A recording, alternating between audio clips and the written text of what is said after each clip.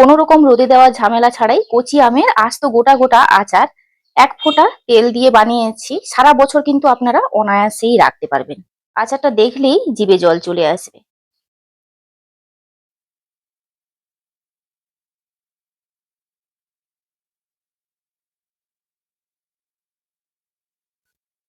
নমস্কার বন্ধুরা, আমার চ্যানেলে আপনাদের সবাইকে স্বাগত। তো বেশ কয়েকদিন আমি ভিডিও দিতে পারিনি, তার জন্য অনেক দুঃখিত। আজকে বানাবো কাঁচা আমের আচার কোনো রকম রোদে দেওয়া ঝামেলা ছাড়াই। চলুন কিভাবে বানাচ্ছি এত সুন্দর কাঁচা আমের আচারটি দেখে নেওয়া যাক। এখানে আমি কাঁচা আম নিয়েছি। তো 500 কাঁচা আম নিয়েছি, খোসা ছাড়িয়ে কেটে নেব।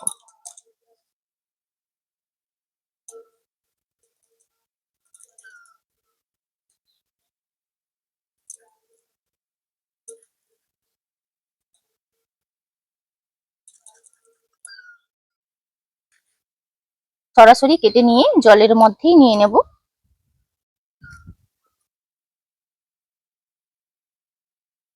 খুব বেশি মোটাও নয় এবং খুব বেশি পাতলাও নয়, ওইভাবেই কিন্তু আমগুলোকে কেটে নিচ্ছি। এই যে এইভাবে।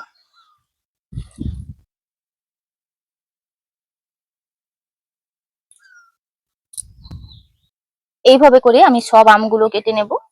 এই যে দেখুন, আমগুলো সব এইভাবে কিন্তু কেটে নিয়েছি লম্বা লম্বা করে। এটাকে আমি ধুয়ে আনবো। 500 আম নিয়েছি। এখানে 500 আমের জন্য আমি একটা বড় বাটির 1 বাটি চিনি দিচ্ছি। এই চিনিটাকে আমের সঙ্গে মাখিয়ে 15 মিনিট রেখে দেব। আধ ঘন্টা রেখে দিতে পারলে আরো ভালো।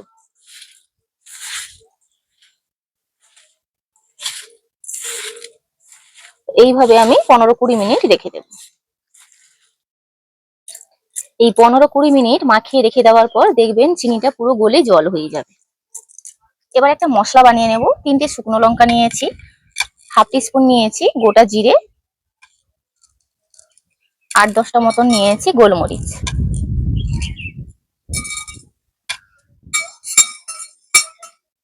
শুকনো খোলায় হালকা করে ভেজে নেব। হালকা করে ভেজে নিয়েছি, তুলে নেব। এটা একটু ঠান্ডা করে আধা গুঁড়ো করে নেব। কড়াইতে 1 চামচ মতন সর্ষের তেল দিয়ে দিচ্ছি। হাফ টিস্পুন নিয়েছি কালো জিরে আর 2টো এলাচ তেলের মধ্যে দিয়ে দেব। 15 মিনিটের মধ্যে আমের মধ্যে চিনিটা পুরোপুরি গলে গেছে, এটা সরাসরি কড়াইতে দিয়ে দেব।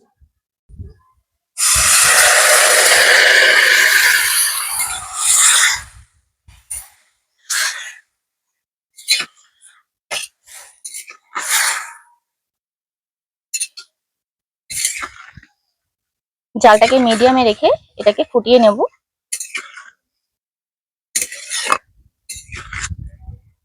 এই অবস্থায় আমটাকে কিন্তু 5-7 মিনিট কোনোভাবে খুন্তি লাগানো যাবে না। এই যে মশলাটা আমি ভেজে রেখেছি, এটাকে আধা গুঁড়ো করে আনবো। কোনোভাবে খুন্তি লাগাইনি, এইভাবে কিন্তু 5-7 মিনিট জাল হতে আছে। আমগুলো দেখবেন 5-7 মিনিট পর এইভাবে স্বচ্ছ হয়ে যাবে। প্রায় 7 থেকে 10 মিনিট জাল করেছি। জাল করার পর কিন্তু আমগুলো পুরোপুরি কালার চেঞ্জ হয়ে যাবে। ঠিক নামানোর 5 মিনিট আগেই কিন্তু গুঁড়ো মশলাটা দিয়ে দেবো। এখনো অবধি কোনোভাবে কিন্তু খুন্তি লাগানোর কোনো প্রয়োজন নেই। খুন্তি লাগালেই কিন্তু আমগুলো ভেঙে যাবে। আবার 5 মিনিট পর দেখবেন আমগুলো কিন্তু আবার শক্ত হতে শুরু করেছে। এবার কিন্তু আমি সবার শেষে দিচ্ছি লবণ। লবণটা কিন্তু সবার শেষেই দিতে হবে, না হলে আম গলে একদম মানে পুরো ঘেঁটে যাবে। আলতো হাতে এইভাবে কিন্তু চামচ দিয়ে নেড়ে দিচ্ছি। দেখুন আমগুলো কিন্তু পুরো গোটা আছে। আপনারা সবাই দেখেছেন যে আম কিন্তু আমি একদমই নরম আম নিয়েছি, কোনোভাবে আম ঘেঁটে যায়নি। যেমনটা কেটেছিলাম ঠিক ওই রকমই আছে।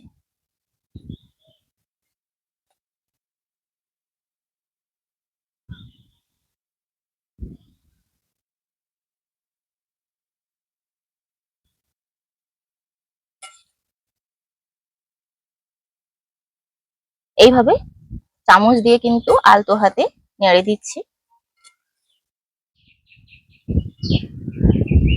এই পর্যায়ে কিন্তু আচারটা পুরোপুরি হয়ে গেছে। এবার কিন্তু নামিয়ে নেব আর ঠান্ডা করে আপনাদেরকে দেখাচ্ছি আচারগুলো কত সুন্দর হয়েছে। কোনো রকম রোদে দেওয়া ঝামেলা ছাড়াই কচি আমের আস্ত গোটা গোটা আচার 1 ফোঁটা তেল দিয়ে বানিয়েছি। সারা বছর কিন্তু আপনারা অনায়াসেই রাখতে পারবেন। আচারটা দেখলেই জিভে জল চলে আসবে।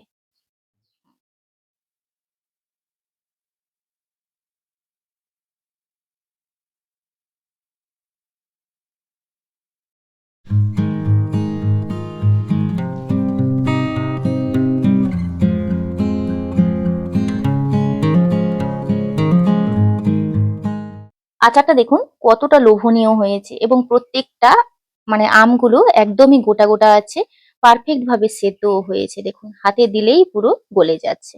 এই যে কত সুন্দরভাবে সেদ্ধ হয়েছে। আমের আঁটিও হয়নি, অথচ আমগুলো একদমই আস্ত আস্ত আছে। তো আপনারা দেখলেন কত সহজে কিন্তু কচি কচি আম দিয়ে একদম আস্ত গোটা এরকম কাঁচের মতন স্বচ্ছ আচারগুলো বানিয়ে ফেললাম, কোনো রকম রোদে দেওয়ার ঝামেলা ছাড়াই। এটা আপনারা কিন্তু সারা বছর রেখে খেতে পারবেন। ভিডিওটি এখানেই শেষ করছি, দেখা হচ্ছে পরবর্তী একটা নতুন পর্বে। আপনারা সবাই ভালো থাকবেন, সুস্থ থাকবেন, সাবধানে থাকবেন। আর ভিডিওটি ভালো লাগলে লাইক শেয়ার কমেন্ট করবেন।